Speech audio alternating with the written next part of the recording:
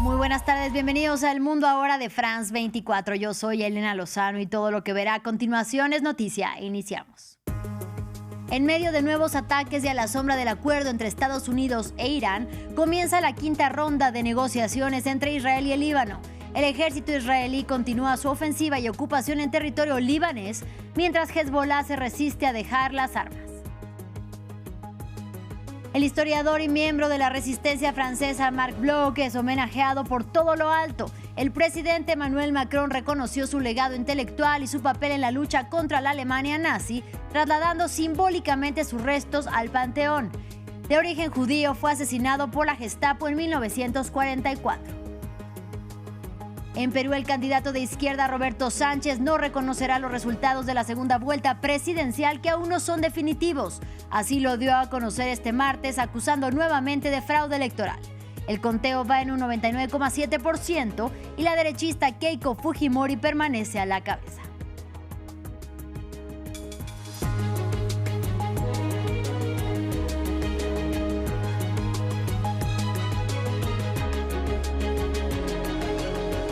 Iniciamos en Washington. En medio de nuevos ataques y a la sombra del acuerdo entre Estados Unidos e Irán, comienza la quinta ronda de negociaciones entre Tel Aviv y Beirut. El presidente libanés Joseph Aoun condenó la ofensiva y ocupación israelí y conversó vía telefónica con el vicepresidente estadounidense J.D. Vance y el secretario de Estado Marco Rubio. Desde Beirut nos amplía nuestra corresponsal Ethel Bonet. La quinta ronda de negociaciones entre Líbano y Israel ha comenzado este lunes en Washington en un momento especialmente delicado.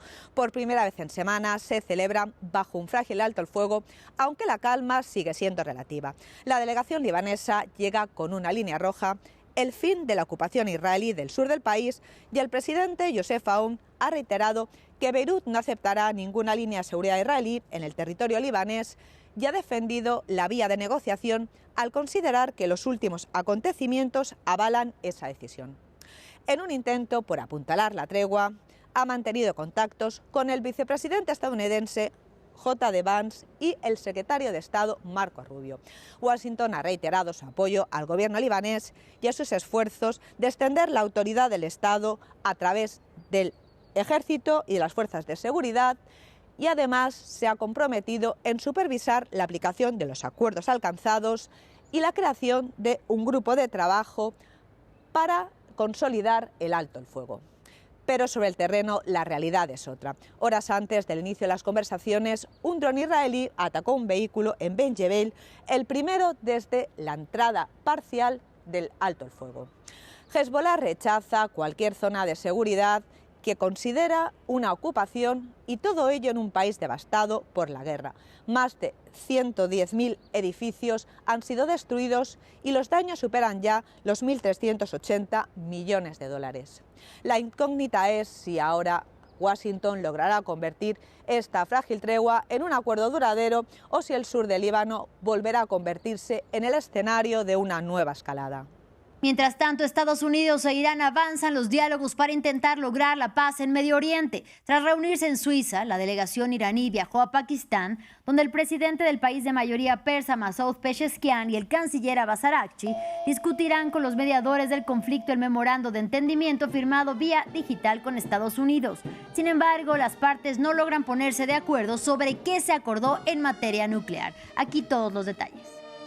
Tras las discusiones en Suiza, Washington y Teherán siguen negociando puntos claves para poner un fin a la guerra en Medio Oriente. Ambos bandos indicaron que las negociaciones van bien, pero la cuestión del programa nuclear iraní sigue generando señales contradictorias. El martes, Donald Trump reafirmó que Irán aceptó someterse a inspecciones de sus instalaciones y que eso fue una condición previa a más amplias conversaciones. A pesar de sus protestas y declaraciones falsas en sentido contrario, junto con la incesante campaña de noticias falsas que hace todo lo posible por minimizar la victoria de Estados Unidos, Irán ha aceptado plena y completamente someterse a inspecciones nucleares del más alto nivel durante un largo periodo, infinito. Esto garantizará la honestidad nuclear. Si no hubieran aceptado esto, no habría más negociaciones. Estados Unidos suspendió las sanciones contra Irán por 60 días, el plazo dado para pactar un acuerdo de paz definitivo. Sin embargo, la parte iraní rechazó las afirmaciones de Trump acerca de eventuales inspecciones nucleares. No nos hemos reunido con el director general de la Agencia Internacional de la Energía Atómica, ni tenemos planes para que la agencia inspeccione las instalaciones nucleares de Irán, que resultaron dañadas como consecuencia del ataque militar de Estados Unidos y el régimen sionista. Teherán también insistió en otra línea roja, advirtiendo que cualquier ataque contra Líbano, incluso el sur del país, podría socavar las negociaciones. Por su parte, Donald Trump también indicó que hará lo que tiene que hacer si Irán no cumple con lo pactado con Washington. Y en medio del conflicto iniciado por Estados Unidos e Israel el 28 de febrero, el Senado estadounidense de mayoría republicana dio un revés simbólico a la administración Trump. Votó a favor de la retirada de las fuerzas desplegadas en Irán. Con 50 votos a favor y 48 en contra, la resolución impulsada por la oposición demócrata fue aprobada con el apoyo de 4 legisladores republicanos. Así respaldan el veto que había dado antes la Cámara de Representantes. Lo inusual es que es la 10ª vez que el Senado vota una medida relacionada con los poderes de guerra y ahora sí la aprobó. Sin embargo, el mandatario Donald Trump a su vez puede vetar la resolución del Congreso. En otros temas, vamos a Francia. Marc Bloch es homenajeado por todo lo alto. El presidente Emmanuel Macron reconoció el legado intelectual y su papel en la lucha contra la Alemania nazi del historiador y miembro de la resistencia francesa. Sus restos fueron trasladados simbólicamente al Panteón, ya que los restos realmente permanecerán en la región de Creuse por voluntad de sus descendientes. De origen judío, fue detenido en Lyon y asesinado por la Gestapo en 1944. Recordemos que el Panteón honra a las grandes figuras contemporáneas de Francia y los mandatarios son quienes deciden qué personalidades entran. Seguimos en el viejo continente. Parte de Europa está sofocada por la ola de calor. Francia vivió este martes la jornada más calurosa jamás registrada, alcanzando una temperatura promedio de 29,8 grados Celsius. Incluso la Torre Eiffel y el Museo del Louvre fueron cerrados antes del horario habitual por las temperaturas. Pero el país galo no es el único. En el sur de Reino Unido también se esperan récords, mientras el termómetro superó los 40 grados en Italia, pero también en España. El informe es de William Gassot. 29,8 grados Celsius, la temperatura promedia más alta jamás registrada en Francia. Este martes el país galo rompió récord de calor. En París el termómetro casi alcanzó los 40 grados, una temperatura tan elevada que incluso la Torre Eiffel cerró más temprano a las 4 p.m. hora local. Y es que la noche pasada las temperaturas tampoco bajaron suficientemente en la capital francesa, lo que impide que los habitantes descansen. Mis noches. Es complicado. Les confieso que me cuesta dormir. No paro de moverme. Es complicado. No tengo aire acondicionado, no tengo nada de eso, ni cortinas, solo las persianas cerradas día y noche y las ventanas abiertas. En Francia, la ola de calor tiene otra consecuencia. Decenas de personas murieron ahogadas en los últimos días mientras buscaban bañarse para escapar del calor. Pero las altas temperaturas no solo afectan a Francia, se prevén récord de temperaturas en Reino Unido, mientras el gobierno italiano elevó al máximo el nivel de alerta por ola de calor en varias ciudades del país. En Madrid, el termómetro superó los 40 grados Celsius y los habitantes aguantan como pueden. Con sufrimiento, pero bueno, bien, entre aire acondicionado, intento no salir, ahora es que han venido unos amigos de Roma y por fuerza tenemos que enseñarles la ciudad, pero bien, bebiendo mucha agua. La actual ola de calor está impulsada por un fenómeno climático llamado bloque Omega, una situación en la que una masa de aire caliente se encuentra atrapada entre otras más frías, lo que hace que las temperaturas pueden aumentar día tras día. Y ahora hablamos de la guerra entre Rusia y Ucrania. El ejército ucraniano atacó con drones desde el fin de semana la península de Crimea. Las autoridades rusas se han visto forzadas a suspender la venta de gasolina e imponer límites a actividades públicas. Y esto hace parte de la campaña de Kiev para interrumpir las líneas de suministro y golpear la red eléctrica rusa en plena temporada de verano. Mientras que el presidente Vladimir Putin acusó a Europa de alistarse para una guerra. Nos lo cuenta Jesús Yajure. Ucrania ataca un puente ferroviario, una central eléctrica e infraestructuras clave en Crimea, en una campaña para aislar el territorio anexado por Moscú en 2014. Los golpes contra refinerías causan estragos en Rusia, donde ya se siente la escasez de gasolina y diésel, con largas filas en las estaciones de llenado y un alza en los precios. En Sebastopol, sede de la flota rusa en el Mar Negro, las autoridades prohibieron ciertas actividades y limitaron los horarios de servicios, tiendas y alumbrado público. La Unión Europea ve con interés los avances de Ucrania ante una eventual incorporación del país al bloque. Debemos integrar las capacidades militares e industriales de Europa y Ucrania. Sería difícil de entender si no consideramos como interés vital integrar la mejor fuerza militar europea de Ucrania en nuestra arquitectura de defensa. El viceprimer ministro ruso admitió que la situación no es sencilla. Moscú evalúa prohibir las exportaciones de diésel, importar gasolina, fijar subsidios y congelar los precios para estabilizar su mercado interno, mientras Putin acusó a Europa de prepararse para la guerra por su plan de rearme. En Occidente dice que se preparan para la guerra contra nosotros, aumentando sus presupuestos militares ofensivos.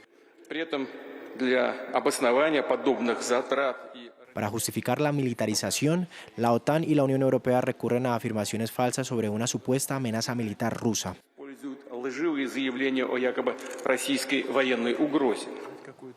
Las negociaciones para lograr el fin de la guerra siguen estancadas, mientras el G7 acordó elevar la presión sobre la economía rusa a través de más sanciones contra su sector energético.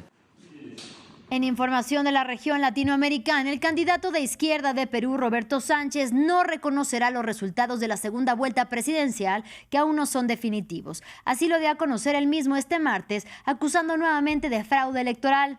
Con el 99,7% de los votos escrutados, se mantiene en segundo lugar detrás de la derechista Keiko Fujimori y son 40,000 votos los que lo separan. Previamente desde Lima, nuestro corresponsal Francisco Zacarías nos contó todos los detalles.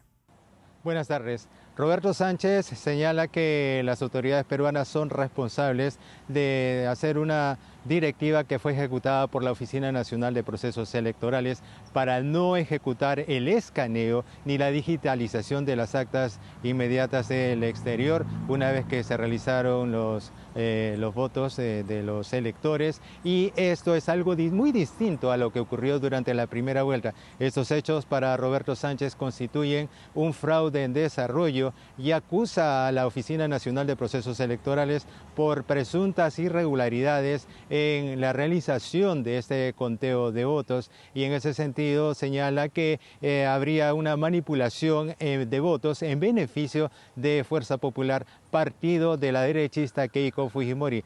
Roberto Sánchez le ha dado un ultimátum al Jurado Nacional de Elecciones para que actúe con transparencia, y si es que no atiende los pedidos de nulidad es que se estaría consumando un fraude, y él ha aclarado que no va a reconocer un gobierno de Keiko Fujimori. Hay que señalar que Roberto Sánchez también ha anunciado una realización de jornadas de protesta en el Perú que se iniciarán este sábado, con la participación de una marcha de todos sus simpatizantes y algunos militantes del interior del país para protestar en defensa de la democracia, y también ha dicho que van a exigir la liberación del expresidente Pedro Castillo. Y finalizamos con noticias del Mundial de Norteamérica 2026. Este martes Portugal ganó su primer partido y por goleada. Los lusos vencieron 5-0 contra la selección de Uzbekistán, aunque una de esas anotaciones fue autogol. La selección de Cristiano Ronaldo mejora así su posición en el grupo K, en el que antes estaba de tercero, luego de empatar a un gol contra República Democrática del Congo. Además, el capitán de la selección portuguesa anotó 2 tantos y se convirtió así en el primer futbolista en la historia en marcar goles en 6 mundiales. Así llegamos al final de este espacio informativo, pero los invitamos a que visiten nuestro sitio web www.france24.com. Ahí podrá encontrar la actualización de las noticias que han marcado la agenda informativa de este martes 23 de junio. Gracias por su compañía y hasta la próxima.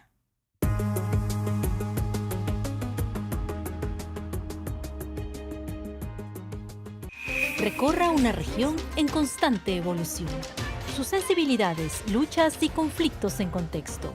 Una travesía por Medio Oriente con escala en France 24. Expreso de Oriente, presentado por Gabriel Colchen, en France 24 y france24.com.